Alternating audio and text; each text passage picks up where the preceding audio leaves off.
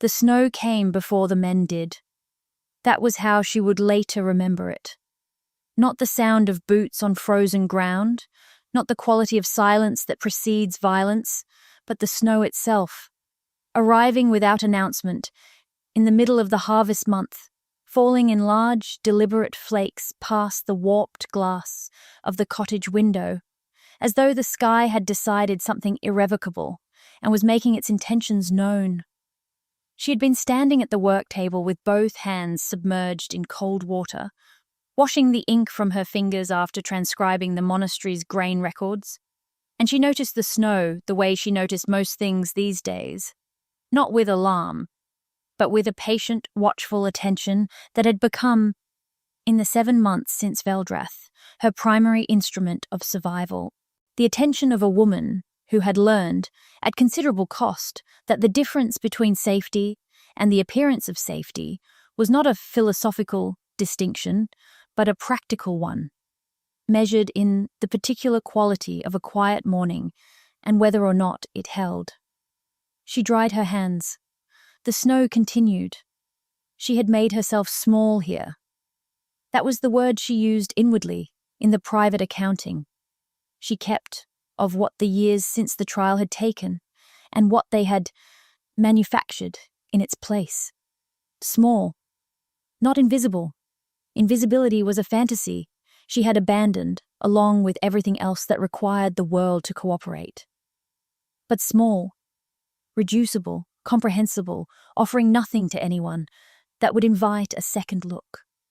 She was the woman with the careful handwriting who had arrived with one trunk and a willingness to work. She took her meals in the anteroom rather than the refectory. She did not ask questions about the monastery's accounts, even when the figures she transcribed made no coherent sense, because questions were the first form of ambition, and she had learned that ambition in a woman of her particular heritage was read as aggression by the people positioned to punish it. The monks did not know her name. She had offered them a different one. Outside, the snow fell sideways now, driven by a wind that had not existed 20 minutes ago. She went to the window, not to look at the snow, but at what moved through it. The path from the ridge was a pale suggestion between dark trees, and she stood very still, watching the place where the path emerged from the forest's edge. She thought about the way the body understood things, the mind arrived at, too slowly. A pressure behind the sternum. Not quite fear and not quite hunger, but something between the two, for which she had never found the adequate word. She felt it now, had felt it, she realized, since the moment the snow began. There were shapes at the tree line. She stepped back from the window. She did not move toward the door, and she did not move toward the narrow bed in the alcove where she kept the single thing from her old life that she had not been able to surrender. A ring, plain silver, unmarked, that had belonged to her mother's mother, and which she had not once worn since the trial, because wearing it would have meant claiming a name she had been told, very explicitly, to release. She stood in the center of the room instead, between the work table and the cold hearth, and she breathed. The shapes at the tree line were moving in the formation of people who did not want to be heard. She had grown up in a household that employed guards. She had watched, as a child, the particular way trained men moved when they were working. The difference between a servant crossing a courtyard and a soldier crossing the same courtyard, which was a difference not of speed or grace, but of attention. The servant's body was oriented toward its destination. The soldier's body was oriented toward everything at once. The shapes at the tree line were soldiers. She counted them. 4, 5, before the wind shifted and the snow erased them. She crossed to the hearth and lifted the iron poker, not because iron would be sufficient against what was coming, but because having something in her hand steadied the breathing, and steady breathing was what she had in place of hope. She pulled her outer robe from the peg by the door. Whatever came next, she intended to survive it. Survival at this altitude, in this season, required a coat. The door came open before she reached it. The first man through was tall and economical in the way that well-paid professionals in violent work tend to be. Nothing wasted, nothing decorative, no performance of menace, because the menace required no performance. He wore dark wool, face covered to the eyes, and in his right hand he carried a long-handled blade that caught the pale light from the open doorway and threw it back, in a thin silver line. He saw her immediately. She had not tried to hide. "Lira of the House Solvaine," he said. Even though the name was not the one she had given the monks, and had not been spoken aloud in her presence for nearly 3 years, she did not flinch. She had always known, in the part of herself that the trial had stripped of every comfort, but not of its fundamental clarity, that the silence would end. The silence had never been safety. It had only been interval. "That house was dissolved," she said. Her voice was steady. "The house was dissolved," he agreed, in the tone of a man who considers precision its own form of courtesy. "The bloodline was not." He regarded her with professional assessment, glanced at the iron poker, and something that was not quite respect moved across what she could see of his face. "We have been contracted to correct that." There was a second man behind him now, and a third edging through the doorway to her left. She did not run. The only exit that was not the front door was a window opening onto a 30-foot drop into a frozen river. And she had chosen this cottage partly for that reason. One entrance, one exit, a geometry she had believed she could manage. She gripped the poker. The first man raised his blade. He was fast, faster than she had prepared for, trained in a way that reduced all motion to its purest geometry. The blade came for her throat, in a line so clean it was almost beautiful, and she moved, not cleanly, not with any of the formal training she had received before the trial and had not practiced since, but with the animal intelligence that lives beneath training and does not require maintenance. She moved her body back and left. The blade passed through the space her throat had occupied. And then something happened, for which she had no architecture. The blade did not ring against the stone wall. It did not clatter to the floor. In the fraction of a second, between the first man's swing and his recovery, as the flat of the blade grazed the sleeve of her robe, barely, the way a wind might, she felt the vibration she had been carrying since the snow began become suddenly enormous, a resonance so deep it exceeded sound. And the blade dissolved, that was the only word, dissolved, not shattered. No spray of metal, no percussion of breaking. The long blade simply ceased to exist from the point of contact, retrograde, travelling from tip to hilt until the man was holding nothing but the wooden grip with a collar of bright dust at its end, and the room was full of fine, luminous particles, settling like the last light of a dying fire. The 3 men were still. She was still. The iron poker in her hand had grown warm. She looked at her sleeve. At the point of contact, a soft, persistent glow the colour of banked embers had appeared in the cloth, not burning, simply present, as though the fabric were remembering something. She stared at it, and the part of her that had spent 3 years making itself small wanted to call it a trick of the light, wanted to locate the rational explanation that would make the morning familiar again. She had become very good at locating rational explanations. She had mistaken that skill for wisdom for a long time. "What are you?" said the first man. He was the first to speak. The question told her something about the redistribution of fear in the room.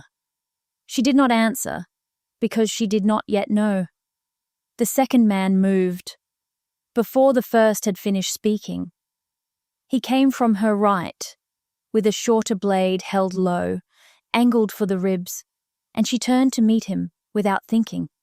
Turned, and raised her arm, and the blade struck the forearm she put between it and her body. The sound it made when it met her skin was not the sound of steel on bone. It was a sound she had no comparison for. A sustained, fading note, like a bell struck and then covered by a gloved hand. The blade, all of it this time, grip included, became dust in an instant, sifting to the floor around her feet. And the man stared at his empty hand with the expression of someone trying to locate a word in a language he has only partially learned. She felt it again, stronger now. The resonance in her sternum, except it had moved. It was in her throat, in the bones of her hands, in the marked forearm, where the blade had touched and left nothing but warmth. The third man looked at the first. The first looked at his empty grip. Neither of them moved. "Leave," she said. Her voice was different, not louder, not harder. But it carried differently in the small stone room, the way a note played on the correct instrument fills a space that a note played on the wrong one only partially occupies. She had never spoken in that voice before. She had not known she possessed it. The two men left. They did not run, but they did not look back. The third remained for a moment.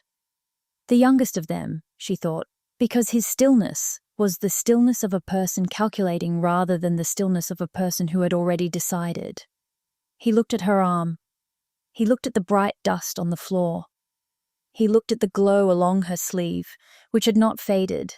He set down the blade he had not yet drawn and walked out into the snow. She had not moved. She stood in the center of the room and waited for the next three.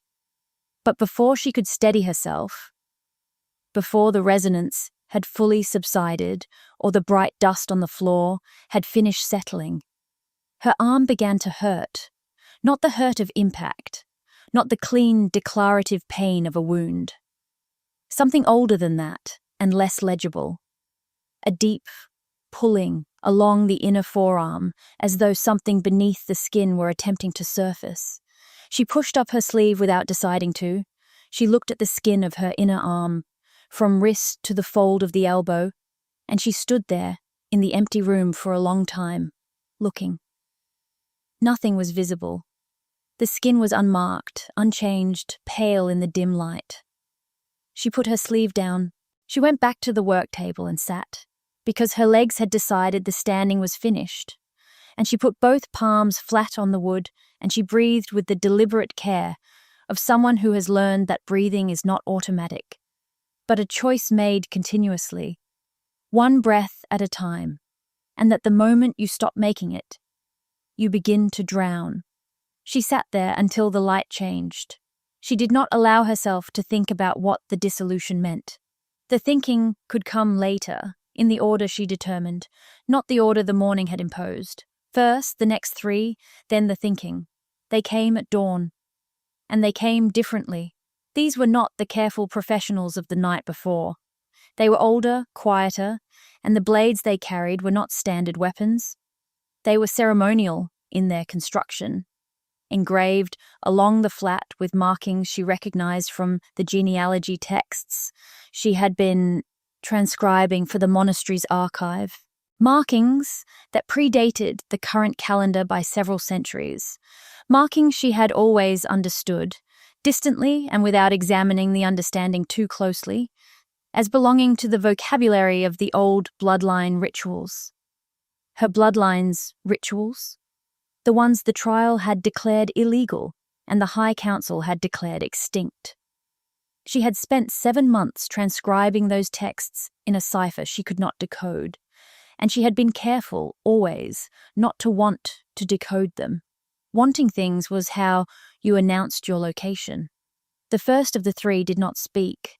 He approached with the measured gravity of someone performing a rite rather than executing a contract.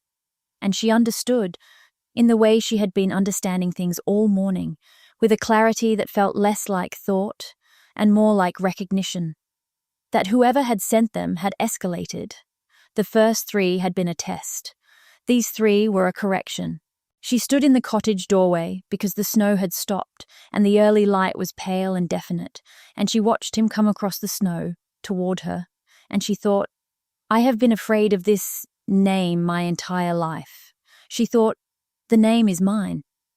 She raised her unmarked arm, the one without the glow, and she said quietly, as one states a fact, rather than issues a command, those markings belong to my house. The man stopped walking. What happened next, she did not cause. She was certain of that, in the way she was certain only of things she had examined from every angle and found to be true from all of them. She did not reach for it. She did not perform it. It simply arrived, in the way that a language arrives when you have been surrounded by it long enough.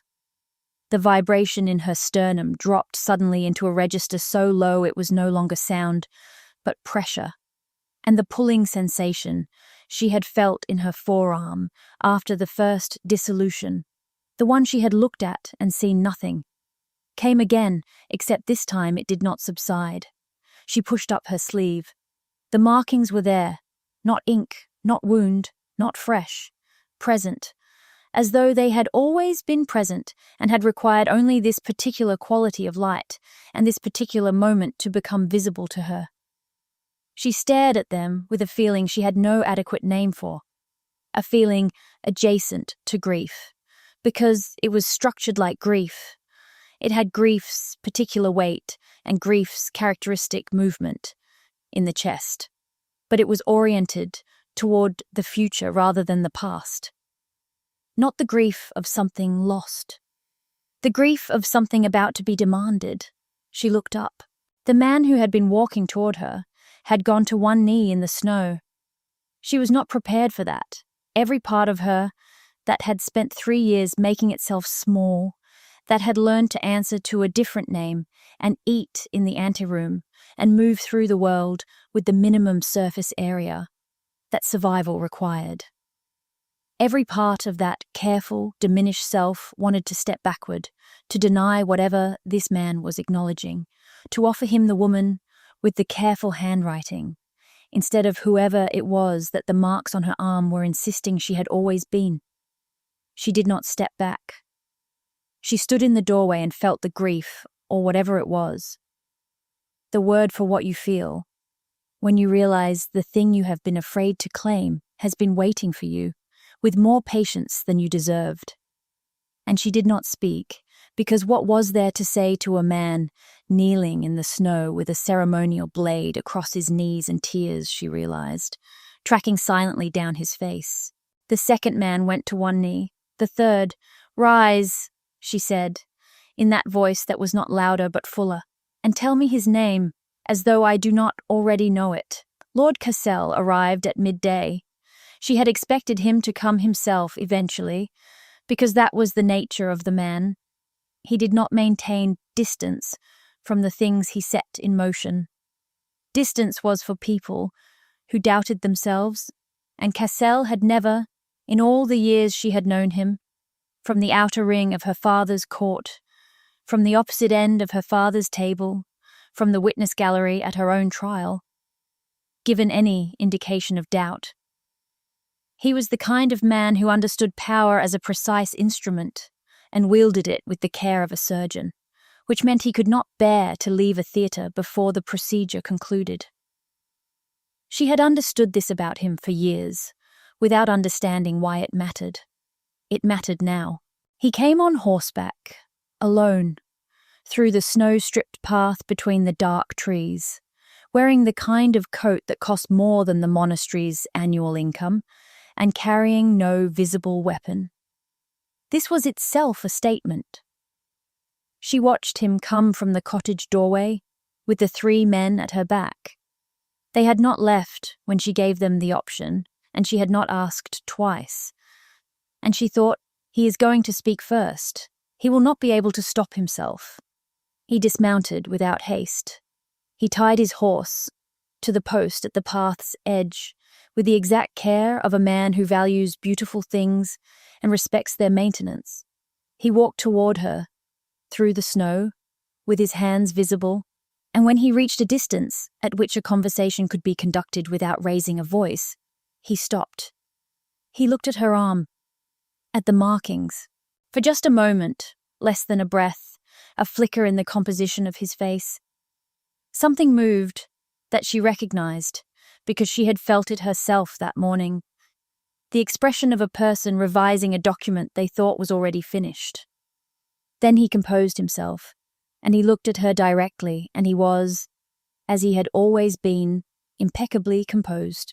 "You look better than I expected," he said. "You sent 6 men to kill me."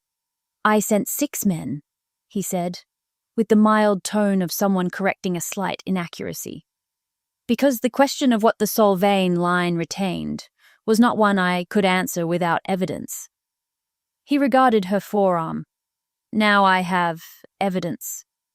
The mildness held, but there was something under it.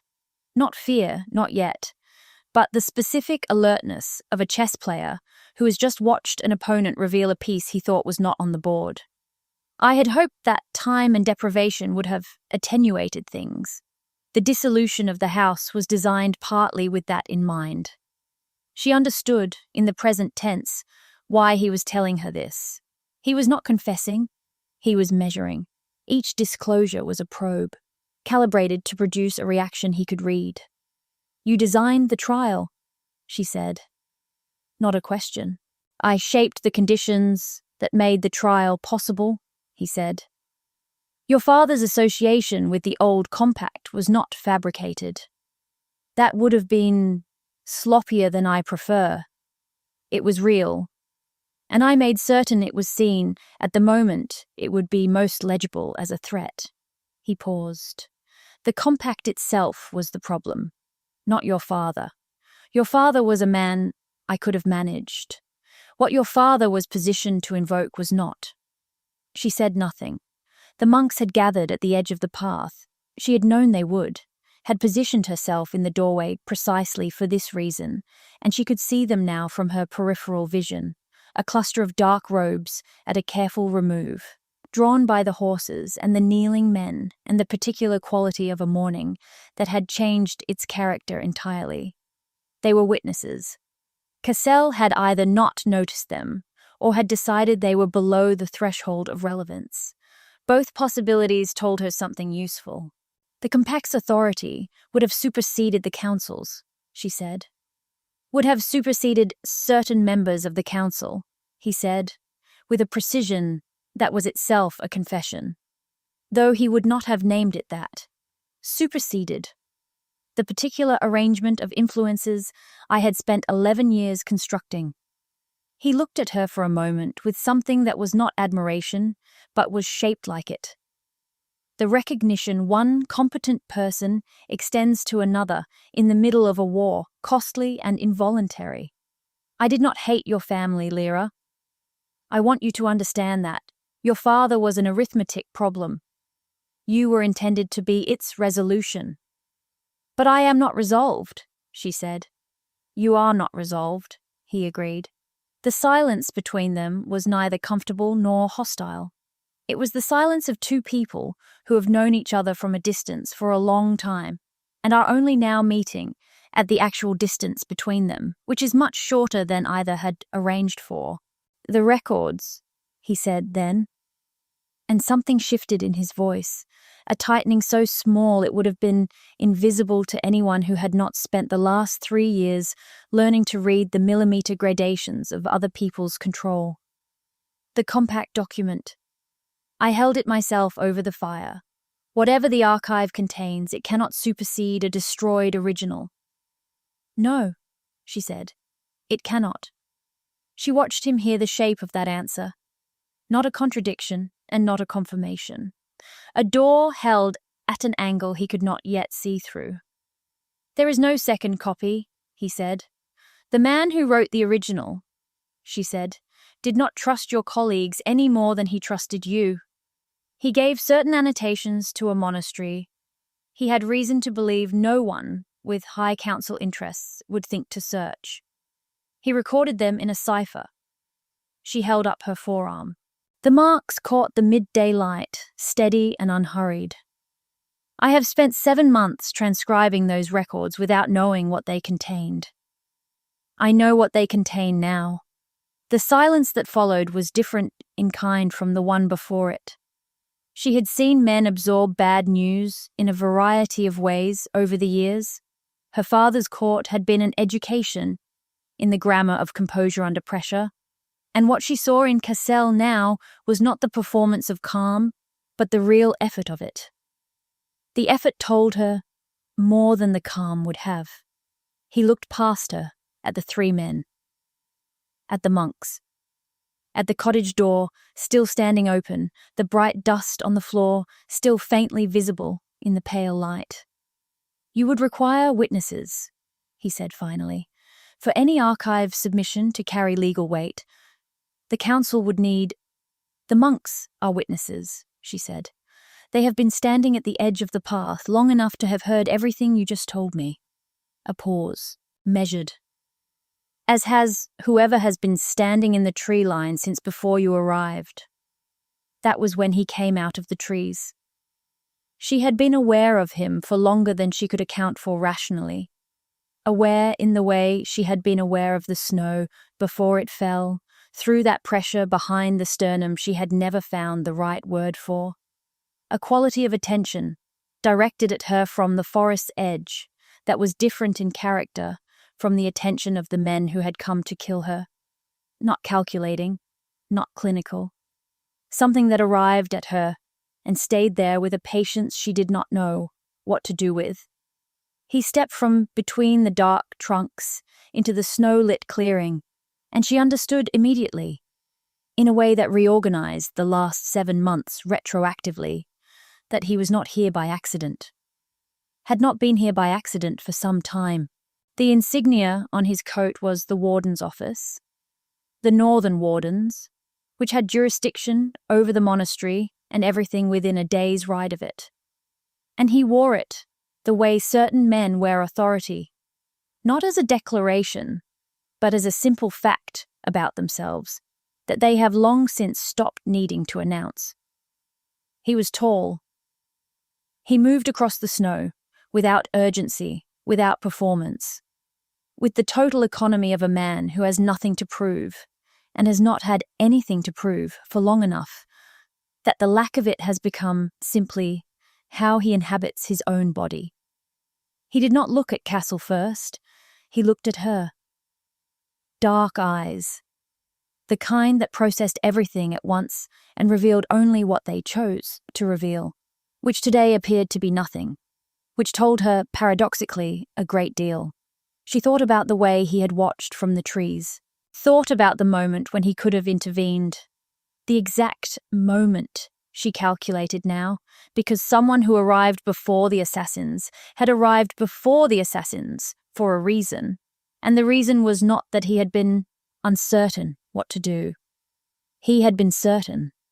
He had chosen to wait. She chose not to examine what that meant until she had the space to examine it with the attention it required. "Lord Cassel," he said, and his voice was very quiet in the cold air, quiet in the way that things become quiet when they have settled into their final position, when the last piece has moved and the board is legible. "I think you should come with me." Cassel looked between them. The calculation was visible in the set of his jaw. Brief, thorough, and ultimately conclusive. He was a man who understood arithmetic, and the arithmetic of this particular morning had resolved itself against him in every direction. He turned to her.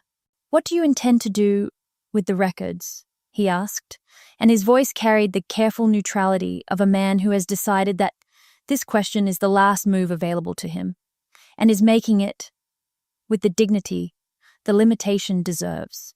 She had been thinking about this, had been thinking about it since the first blade turned to dust, in the fraction of a second, between the dissolution and the breathing that followed it, where the body decides what it is before the mind has a chance to impose its preferences.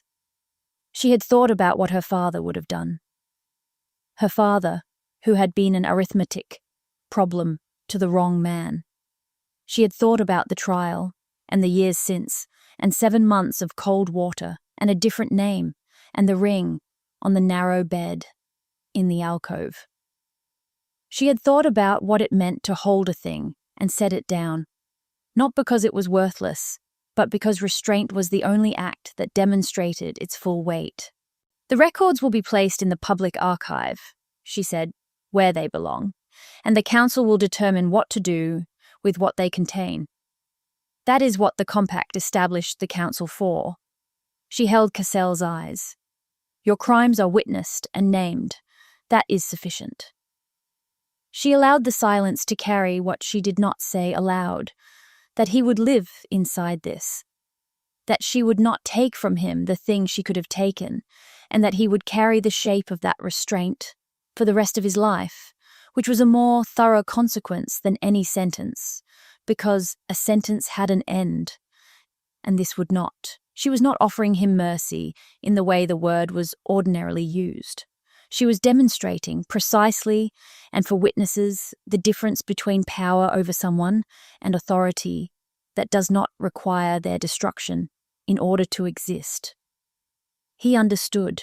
She could see it arrive in him, could watch him understand that she was taking from him the satisfaction of being destroyed and replacing it with the slower, more exacting consequence of being survived. Something moved across his face that was not quite defeat and not quite recognition, but existed in the narrow territory between the two.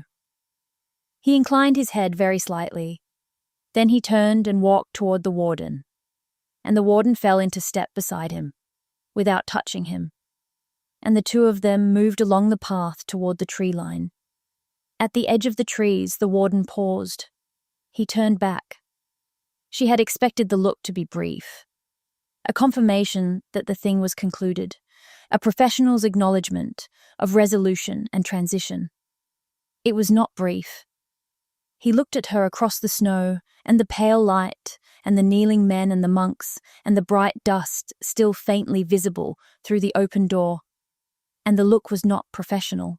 It was the look of someone who has been watching something for a long time and has, in this moment, finally been seen watching. It told her several things: that he had known who she was before the assassins arrived, that the monastery had not been accident or accident-shaped coincidence, but architecture, and the question of who had built it and why was a conversation that would take considerably longer than a morning. That he was a patient man, that patience, in his case, was not passivity, but its own kind of ambition, exercised through restraint rather than action, which she recognized because she had been living inside a similar discipline for 3 years, and knew what it cost and what it built. She held the look without looking away. "The archive will require verification," he said, and his voice was quiet enough that only she would have heard it. "Of the records." A pause that lasted exactly as long as it needed to. "And of the markings." "When you are ready," he added. The addition was careful, not a pressure, not a presumption, the exact opposite of those things.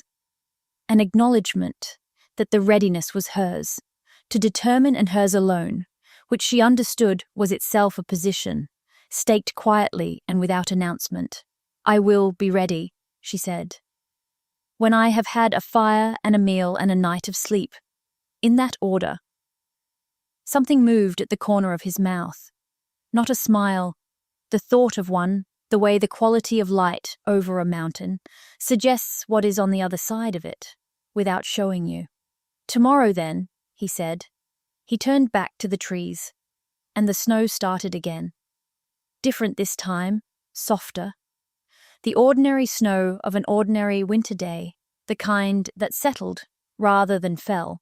She stood in the doorway and watched until he was gone between the dark trunks. And then she stood there a little longer, in the stillness that follows when something that has been building for a very long time finally breaks the surface and becomes weather. The 3 men behind her had risen. The monks were dispersing, their voices low and careful, in the way of people who have witnessed something they are still finding the edges of. She looked at her forearm. The marks were steady in the pale afternoon light. Neither blazing nor retreating, simply present. The way a name is present, the way a truth is present. available to anyone willing to look at it directly and not mistake the looking for agreement. She went inside. She built the fire. She put the iron poker back on its hook by the hearth, and then she went to the alcove and picked up the plain silver ring from where it lay on the narrow bed. She held it for a long time. She was in no hurry. The ring had waited this long. Then she put it on, and the fire caught, and the snow fell soft and purposeful against the warped glass, and outside the world was still occupied with its ordinary adjustments. Adjustments that did not yet know they were adjusting toward her. And she sat at the work table with the ink still on her fingers and her grandmother's ring on her hand. And she began, for the first time in 3 years, to think about what came next. Not what she would endure. What she would do. There was a difference. She had been a long time arriving at it. She intended to stay.